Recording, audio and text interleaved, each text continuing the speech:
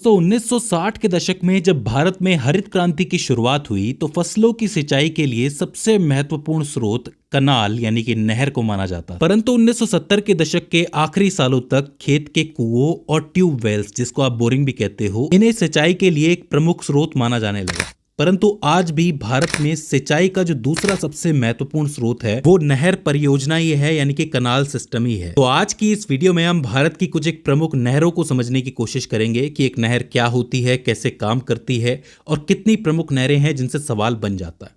तो सबसे पहले सवाल उठता है कि एक नहर होती क्या है। तो देखो, यहां आपको दो जल निकाय नजर आ रहे होंगे, यानी कि ऐसे स्रोत जिनके पास जल है। अगर हम इन दोनों के बीच में एक ऐसा रास्ता बना दें जिससे कि इन दोनों का पानी आपस में शेयर हो सके, तो ऐसी स्थिति को आप एक जल मार्ग कहोगे, मानव निर्मित जल मार्ग। और उसी मानव निर्मित जल मार्ग को हम नहर के नाम से जानते हैं या फिर कनाल के नाम से जानते हैं।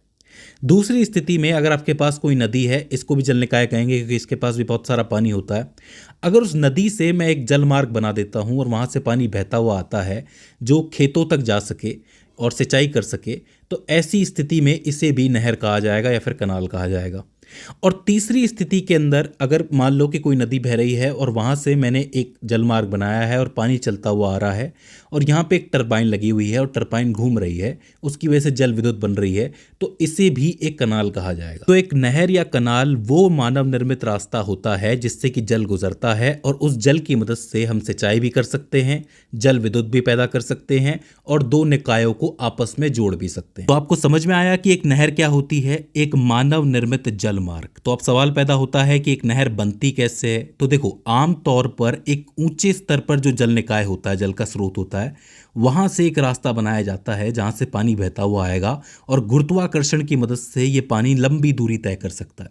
कहने का अर्थ ये है कि किसी पहाड़ पे कोई नदी है या फिर कोई तालाब है, तो वहां से एक रास्ता बना दिया जाए तो वो पानी जो है गुरुत्वाकर्षण, ग्रेविटी की वजह से नीचे आएगा और काफी दूर तक चला जाएगा, तो इससे जल आपूर्ति पूरी हो जाएगी। लेकिन कुछ नहरें ऐसी भी होती हैं जो नीचे वाले स्तर पे बनाई जाती हैं, लेकिन ऐसे बनाई जाती हैं कि पानी को ऊपर ले जाया जा सके।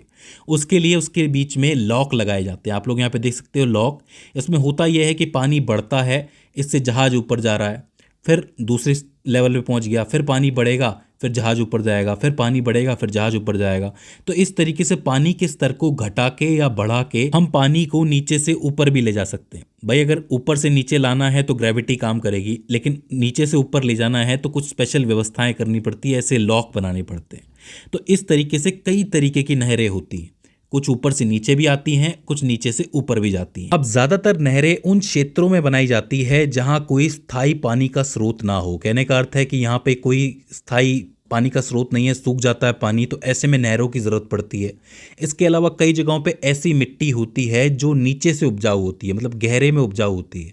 कुछ मिट्टी तो ऊपरी रूप से उपजाऊ होती है, तो वहाँ आप उगा सकते हो, लेकिन कुछ मिट्टियाँ ज़मीन के नीचे होती हैं जो उपजाऊ होती है और उन तक पानी पहुँचाने के लिए नहर की ज़रूरत होती है। तो ऐसे में वहाँ भी नहर बनाई जाती है। यही कारण है कि आपको ज़्यादातर नहरें उत्तरी भारत में देखने को मिलेंगी, जैसे कि उत्तर प्रदेश, हरियाणा, राजस्थान, बिहार इत्यादि। अगर आप बात करोगे दक्षिणी हिस्से की, प्रायद्वीपीय भारत की, तो वहाँ पे आपको पठार और चट्टान ज़्यादा मिलेंगे और वहाँ पे नदियों की भी कमी नहीं है। ज़्यादातर नदियाँ जो है बंगाल की खाड़ी में जाती हैं, तो ऐसे में वहाँ ज़्यादा नहरें आपको देखने को नहीं मिलती हैं, सिर्फ उत्तरी भारत में देखने को मिलती है। तो हम शुरुआत करते हैं उत्तरी भारत की नहरों को समझने से। सबसे पहले हम लोग उत्तर प्रदेश की प्रमुख नहरों की बात करेंगे। उत्तर प्रदेश में सबसे पहली इंपॉर्टेंट नहर है ऊपरी गंगा नहर। देखो, चूंकि उत्तर प्रदेश से गंगा नदी बहती है तो उसमें से कई सारी नहरें निकाली गई हैं, जिसमें से प्रमुख है ऊपरी गंगा नहर, जिसका निर्माण 1854 में पूरा हुआ था और इसकी लंबाई तकरीबन 137 किलोमीटर है। मैं आपको बता दूं कि ये नहर हरिद्वार से अलीगढ़ तक जाती है और इसका महत्व ये है कि ये सिंचाई के लिए भी काम आती है और जल परिवहन के लिए भी काम आती है। आप चाहें तो इसमें नौकायन कर सकते हैं। पहले आप मेरठ से कानपुर जा सकते हैं और कानपुर से प्रयागराज भी जा सकते हैं। तो ये एक इम्पॉर्टेंट नहर हो जाती है जिससे सिंचाई भी होती है और जल परिवहन भी होता है। ऊपरी गंगा नहर। ऊपरी गंगा नहर के बाद आती है आपकी निचली गंगा नहर। आप लोग देख सकते हो ये नहर जो है अलीगढ़ से लेके बाकी ज़िलों तक जाती है। ये अलीगढ़, बुलंदशहर, मथुरा, आगरा, इन सारे ज़िलों के अंदर सिंचाई के लिए बहुत इंपॉर्टेंट है। कौन सी? निचली गंगा नहर। इसका महत्व जो है कृषि के लिए बहुत ज़्यादा है। ये जो ऊपरी गंगा नहर है इसके अंदर तो जल परिवहन होता है, लेकिन ये जो निचली वाली है ये कृषि के लिए ज़्यादा महत्वपूर्ण मानी जाती है। इसके बाद उत्तर प्रदेश में एक और नहर आती है जिसका नाम है शारदा कनाल। शारदा कनाल का निर्माण ब्रिटिश शासनकाल के अंतर्गत हुआ था और इसका जो मुख्य स्थान है वो उत्तराखंड के चंपावत जिले से शुरू होती है, जहाँ पे एक नदी बहती है शारदा नदी, वहीं से इस नहर की शुरुआत होती है। इसका विस्तार तकरीबन 350 किलोमीटर तक है और इसीलिए ये यूपी की सबसे लंबी नहरों में से एक है। सिंचाई की बात करें तो पीलीभीत, लखीमपुर खीरी, शाहजहांपुर, हरदोई, उन्नाव, लखनऊ, बाराबंकी, प्रतापगढ़, सुल्तानगढ़, फैजाबाद, जौनपुर, आजमगढ़, गाजीपुर, प्रयागराज और वाराणसी जैसे जिलों के अंदर इससे सिंचाई होती है। तो एक काफ़ी महत्वपूर्ण कनाल है शारदा कनाल। इससे कृषि विकास और आर्थिक विकास के अंदर बहुत मदद मिली है। शारदा कनाल के बाद आती है पूर्वी यमुना कनाल, जिसका निर्माण ब्रिटिश काल के अंतर्गत ही हुआ था। बात करें इसके स्थान की तो यह यमुना नदी से निकली है और कई जिलों के अंदर फैली हुई है उत्तर प्रदेश के, जैसे कि बुलंदशहर, हापुड़, गाजियाबाद, मेरठ, मुजफ्फरनगर, शामली इत्यादि। इन सभी जिलों के अंदर इस नहर से सिंचाई होती है, लेकिन इसके साथ समस्या ये है कि शहर में जल निकास की दिक्कत पैदा हो जाती है। कभी कभी इसका पानी जो है शहर में जमा हो जाता है और जो पानी है निकलने में काफ़ी तकलीफ होती है। तो ये समस्या इसके साथ है पूर्वी यमुना कनाल के साथ। अब बात करते हैं हम लोग आगरा कनाल के बारे में।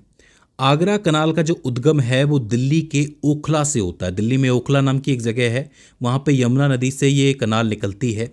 इसकी लंबाई तकरीबन 230 किलोमीटर है।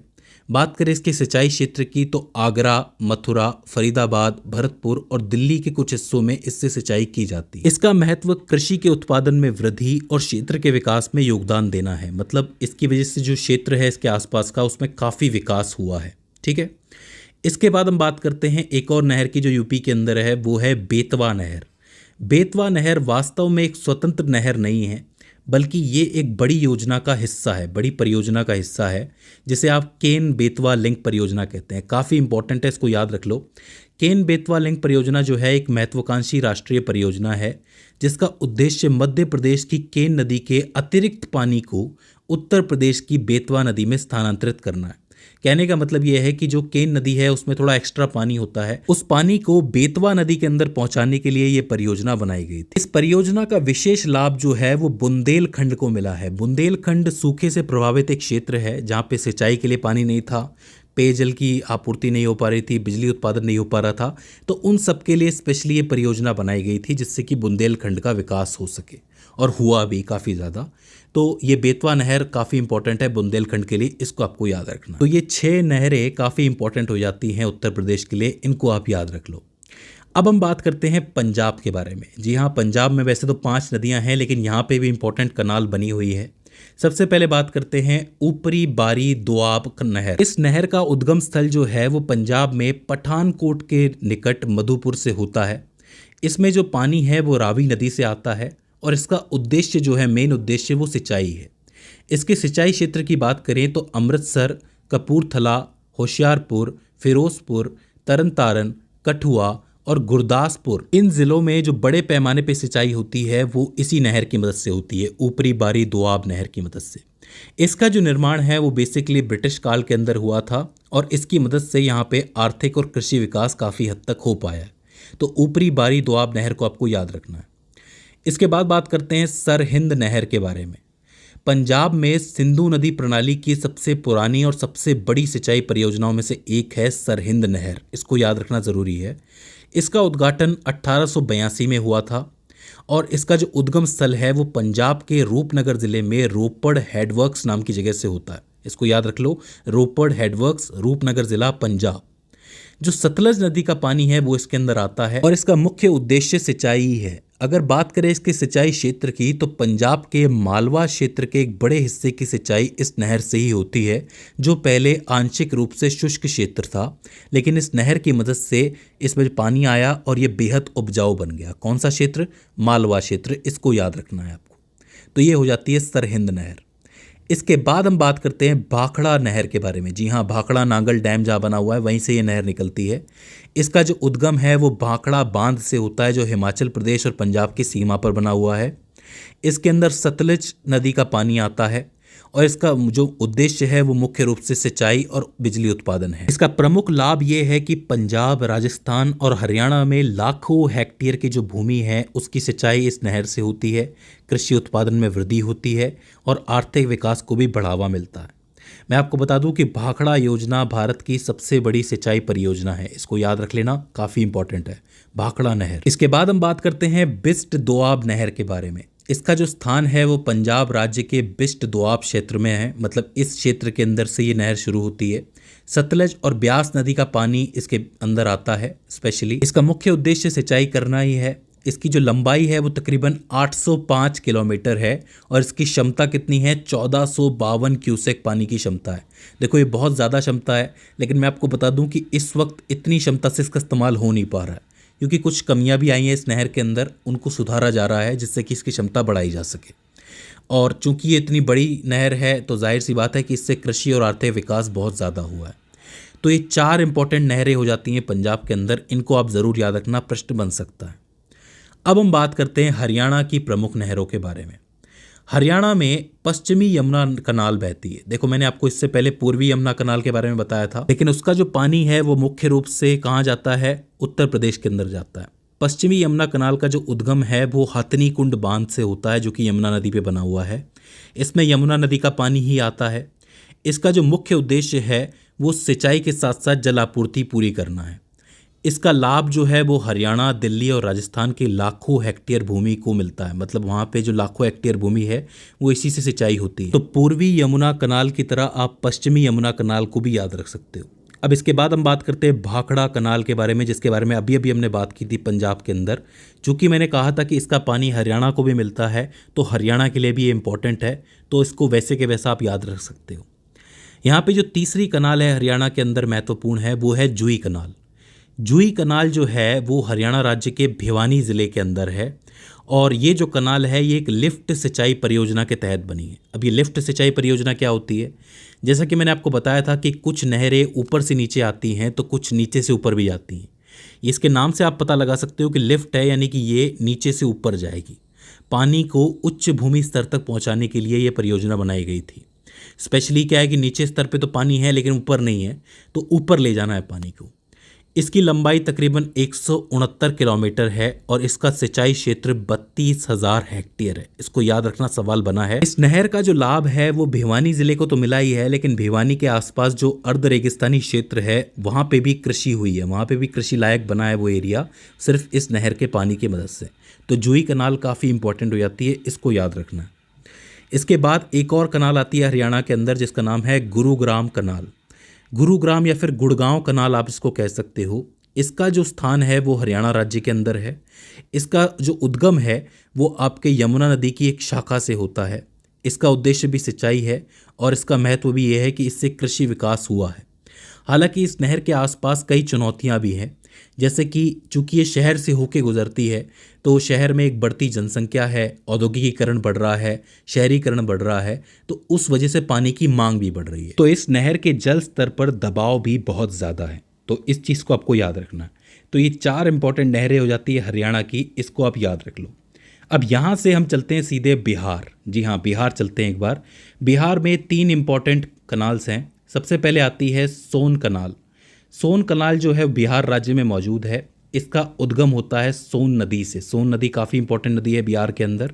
इसका मुख्य उद्देश्य सिंचाई है और इसका जो महत्व है वो कृषि विकास है। सोन नहर बिहार के कई जिलों को सिंचित करती है और इसी नहर ने बिहार के खाद्य उत्पादन में एक महत्वपूर्ण योगदान भी दिया है, मतलब इससे खाद्य उत्पादन काफ़ी बड़ा है और यह नहर जो है बिहार की अर्थव्यवस्था के लिए भी काफ़ी ज़रूरी हो जाती है। तो सोन कनाल को आपको याद रखना है। इसके बाद आती है आपकी कोसी कनाल।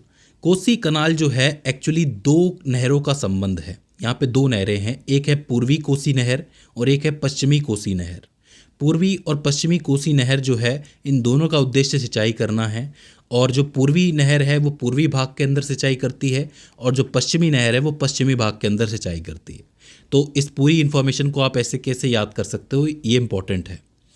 इसके बाद एक और नहर है बिहार के अंदर, वो है गंडक नहर। गंडक नहर जो है वो बिहार और उत्तर प्रदेश के राज्यों के लिए, दोनों के लिए इम्पॉर्टेंट है। इसका उद्गम जो है आपके गंडक नदी से होता है और इसका उद्देश्य ये है कि जो यूपी और बिहार है उसके एक बड़े हिस्से की सिंचाई करना। दोनों ही राज्यों में सिंचाई के लिए काम आती है गंडक नहर, इसको आपको याद रखना है। तो 3 इंपॉर्टेंट नहरें हो जाती हैं आपकी बिहार के अंदर। एक हो जाती है सोन कनाल, एक हो जाती है कोसी कनाल और एक हो जाती है गंडक कनाल। अब बिहार से हम राजस्थान की तरफ आ जाते हैं एक बार फिर। राजस्थान के अंदर एक इंपॉर्टेंट कनाल है जिसका नाम है इंदिरा गांधी नहर या फिर इंदिरा गांधी कनाल। अब इसका नाम आपने सुना होगा। इसे थार मरुस्थल की जीवनदायिनी भी कहा जाता है, क्योंकि आपको पता है कि थार मरुस्थल की तरफ कोई स्थायी जल स्रोत नहीं है, तो ये कनाल स्पेशली इस मरुस्थल के लिए ही बनाई गई थी। इस कनाल का जो उद्गम है वो हरके बैराज से शुरू होता है। हरके बांध जो कि पंजाब के अंदर है, सतलज और ब्यास नदी का संगम जहाँ होता है वहीं से ये कनाल निकलती है। मतलब सतलज और ब्यास दोनों का पानी इसके अंदर होता है। इसकी लंबाई तकरीबन 445 किलोमीटर है और इसका उद्देश्य ये है कि थार मरुस्थल में सिंचाई करना और विकास करना।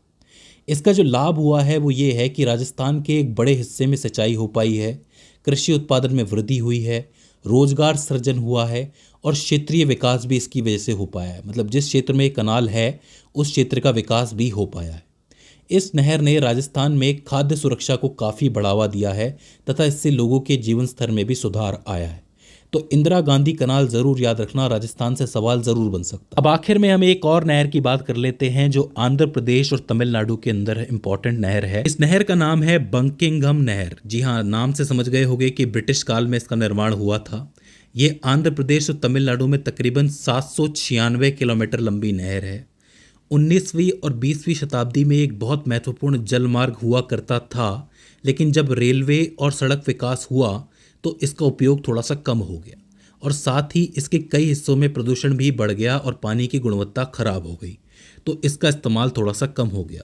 लेकिन अगर आप वर्तमान स्थिति की बात करोगे तो इसके कुछ भागों में आज भी मछली पालन जारी है और कुछ भागों का पुनर्निर्माण हो रहा है। तो ये नहर भी इंपॉर्टेंट है, बंकिंघम नहर, इससे सवाल बन सकता है। तो दोस्तों ये हो जाती हैं भारत की कुछ प्रमुख नहरें जिनसे सवाल बनता है। इसके अलावा और भी नहरें हैं, लेकिन टाइम के साथ साथ उनको भी हम कवर कर देंगे। फिलहाल ये एक इंपॉर्टेंट नहरें हैं, इनको आप याद रख लो।